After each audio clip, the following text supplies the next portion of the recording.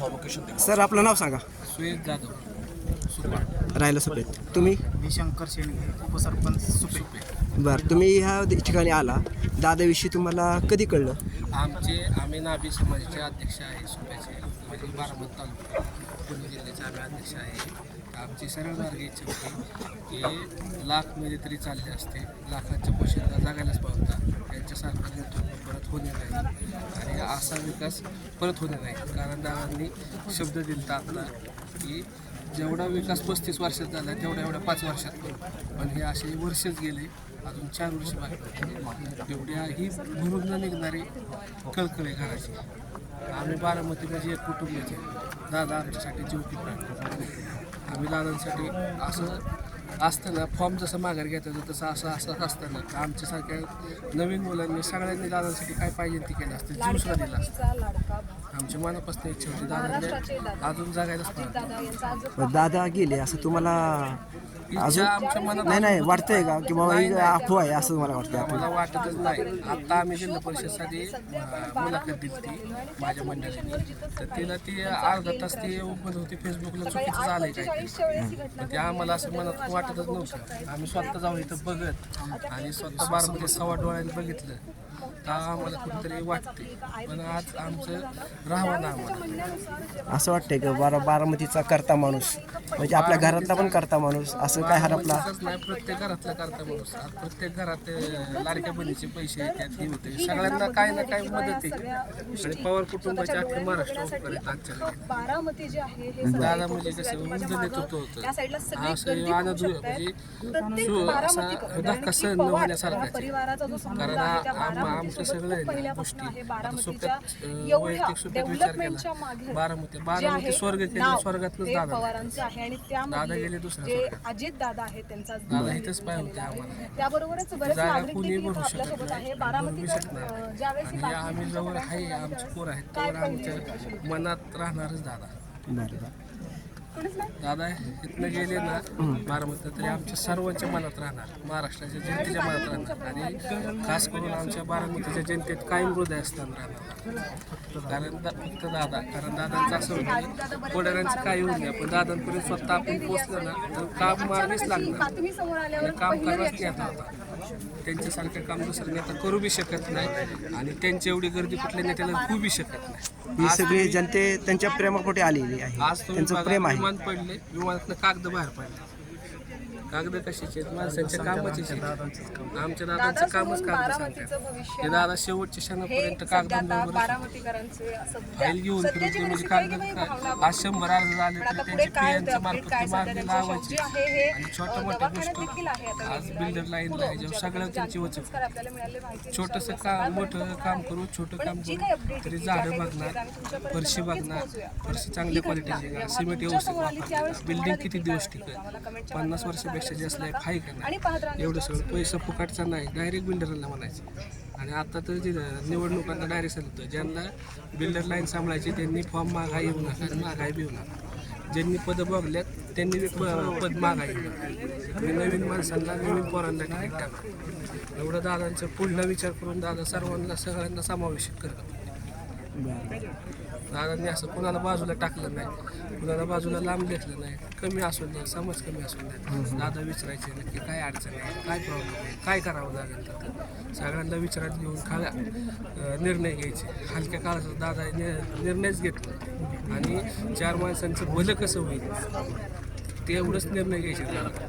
कारण काय व्हायचं, काही गोष्टी त्यांच्यापर्यंत चुकीच्या वेळेत पोचल्यानं आपण व्यवस्थित जाऊन सांगितलं तर डायरेक्ट दादा म्हणायचे ठीक आहे, या गोष्टी आपण निर्णय घेऊ. जिथं 4 माणसाचं बंधन होते तिथं मन होते, तिथं आपण सगळं थांबू, चांगलंच करू. चांगलं केल्याशिवाय आपल्याला पर्याय नाही आणि चांगलंच दादांनी एवढं आज केली. अख्ख्या घराघरात दादाची प्रगती, अख्ख्या बारामतीत घराघरात प्रगती आहे आजच्या पिढीला. गोष्ट ही बनवून येण्यासाठी आमच्यासाठी यशवंतराव चव्हाण आदिदादाच आमच्यासाठी नेते होते. साहेब आहेत, आता साहेब थकले.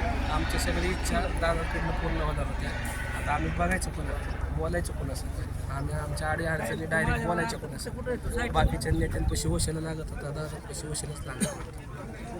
किती 100 माणसं असू द्या तरी बी आपलं कागद दादापर्यंत पोहोचला तरी दादा वाचायचे बघायचे 4 नाही 10 पी होते तरी बघायचे इथं नाही गाठ पडली मुंबईत गाठ पडायची मुंबईत गेलं तर म्हणला तुम्ही बारामतीला कशाला आला तुमच्यासाठी बारामती आहे पण जाऊन द्या काय काम आहे का आलाय तुम्ही लय अर्जंट आहे कामं करायचीच आता आम्ही आमच्या गावातनं ग्रामपंचायत सदस्य तरी बी दादा आता किती बारामती तालुक्यात किती गाव आहेत किती सदस्य आहेत पण सगळ्यांना विचारत घ्यायचे सगळ्यांची माहिती घ्यायची आपण त्यांनी विचारपूस करायची सगळ्या बहिणींना विचारायचे पैसे आहेत का तुम्हाला काय अडचण आहे काय चुकतंय का असं विचारणारं अशी माहिती घेणाऱ्या घरातनं आपण केली काय काम करून उशिरा मुंबईतनं निघाल तरी म्हणायची रात्री व्यवस्थित पोहोचा तुम्ही रेल्वेने जाणार आहे का गाडी आणली ते खर्च करू नका आता इलेक्शनला मागाय तिकीट मागायला म्हणजे कामधंदा करा जर तिथं आपण वाटलंच तर आपण वेगळ्या जागेत निर्णय घेऊ दुसरीकडे पदवी देऊ माणसं आपण सगळे हँडल करू जुन्या नेत्यांना आपल्याला तिकीटं नाही द्यायची नवीन पोरांना द्यायची म्हणजे काहीतरी नवीन माणसांना करायची इच्छा आहे त्यांना कधी दादा डाव देत नव्हतं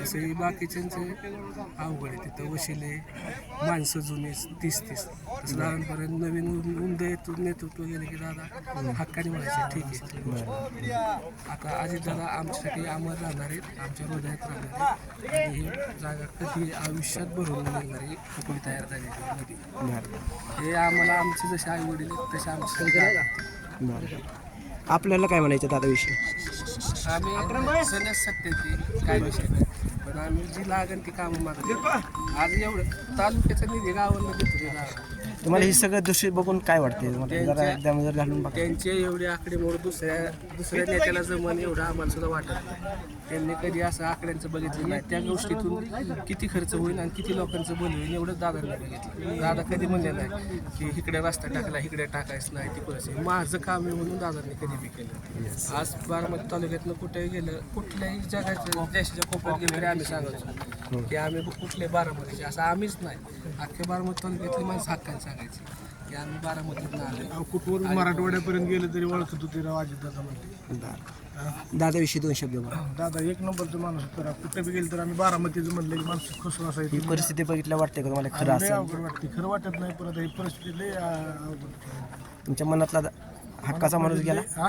मनातला हक्काचा हक्काचा माणूस गेला राव आमचा कार्यकर्ता म्हणजे आमच्या भागातला कार्यकर्ता एक नंबर माणूस होता आपण बाहेर गेलं कधी पोलिसांची काय अडचण आली गाडी थांबवली म्हणजे बारामतीतलं कुणी बी असू द्या डायरेक्ट म्हणायची की आमची परिस्थिती नाही काय वाटलं तर आम्ही दादांना फोन लावून देतो आणि दादा तिथल्या गावातल्या प्रत्येक माणसाला जवळून ओळखायचे आपण सांगितलं दादा असा विषय असं नडलं मग ठीक आहे तुम्ही कशाला गेला तिकडे मग ठीक आहे अडचण आली का मग ठीक आहे दे त्यांच्याकडे फोन बोलतो मी आणि दादा व्यवस्थित आमची बी चुकी असली तर आम्हाला विसरायचे कोल्ह्याला विसरायचे म्हणजे अधिकाऱ्यांना प्रश्न डायरेक्ट फोन लावायचे हां आणि दादांना फोन लावता येत होता ना डायरेक्ट की त्यांच्या पीएपर्यंत पोचलं त्यांना फोन लागायचा त्यांच्या पर्सनल फोनला मेसेज टाकला 10 मिनिटात फोन येणार काम व्हायचंच कामं व्हायचीच आणि झालेली आहेत कामं असं म्हणू शकत नाही अहो बाहेर बारामती तालुक्यात पाहिजे एवढे दवाखाने त्यांनी आणून ठेवले दवाखाने कोणासाठी आजवर दादांनी एकेकाला निधी दिसतो अख्खा सरकारी दवाखाने एवढे भारी बनवले की गोरगरिबांनी आता महिलांनी तर महिला आरोग्याला यावं ह्यांनी इकडे ह्या दवाखान्यात मेडिकल पाहिजे ज्या सुविधा नाहीत त्या सुविधा चालू करून द्याव्या ज्या पाहिजे त्यांना असं नाही की समाज बघून समाज मंदिरं देणे किंवा मंदिरं देणे अहो प्रत्येक पाहिजे त्या गोष्टीला मंदिरं समाज मंदिरांना निधी दवाखान्याला निधी कुठल्या गावात किती अडचण आहे किती ओपीडी येते तिथं किती खाटा पाहिजेत काय सुविधा अपूर्ण आहे का दवाखान्यात डॉक्टर लोक कमी आहेत एवढं सगळं विचारायचं एवढं सगळं सांगितलं म्हणायचं तिथं का माणसं कमी आहेत आपल्याला तिथं काय सुविधा देता येईल काय अडचण आहे एवढी माणसं आहेत तिथं का डॉक्टर कमी आहेत एवढं दादांचं लक्ष होतं आणि कॉन्ट्रॅक्टची जर लाईन चालली तर दादा स्वतः बघायची की चांगल्या क्वालिटीचा रस्ता केला आहे का डायरेक्ट माझ्या आरची 10 वर्ष टिकन का ह्याची हाय का कॅपॅसिटी हां दादांचं एवढं लक्ष असायचं रस्त्यांवर ते दुसऱ्या नेत्याचं पुन्हाच एवढं लक्ष आहे दादांनी 100 रुपये दिले किंवा 50 लाख रुपये दिले 50 कोटी जरी निधी दिला तरी बघायचे त्यापासून किती जणांचा फायदा आहे काय क्वालिटीचा काय दर्जा आहे एकदा काम दिलं म्हणजे ते काम व्यवस्थित झालं आहे का नाही का नुसतं आज परमिशन दिली डायरेक्ट उद्घाटनाला दादा कधी नाही गेले पहिल्यांदा काम काय करायचं चाललंय ती माहिती घ्यायची त्याला मुरुम काय क्वालिटीचा वापरते सिमेंट काय क्वालिटी काय दर्जाचं काम होतं काम बघणारा नेता होता त्यामुळे तर आम्ही म्हणतो ना लाख मेले तरी चालले असते लाखांचा पोशिंदा जगलाच पाहिजे बरोबर चालेल थँक्यू.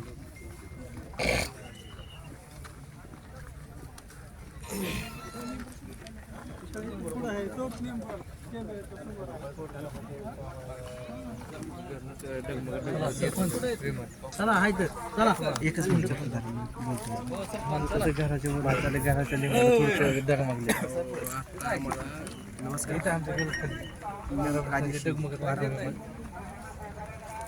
चा सारांश या पेपरचा संपादक व ARS न्यूज याचा रिपोर्टर संपादक आपले या न्यूजमध्ये स्वागत करत आहे. आपण आलेलो आहे कटपळ येथील विमानतळापाशी गोजबावीचे विमानप्रशासन आहे. हे नजारा पाहिला असता ही तीच जागा आहे की या ठिकाणी अजितदादा यांचे प्लेन क्रॅश झालेलं आहे असून त्या ठिकाणची सगळी आपण हालावा व लोकांची प्रतिक्रिया इथे घेण्यासाठी आलेलो आहे. तर आपण इथून सगळी प्रतिक्रिया घेऊया. धन्यवाद. आणि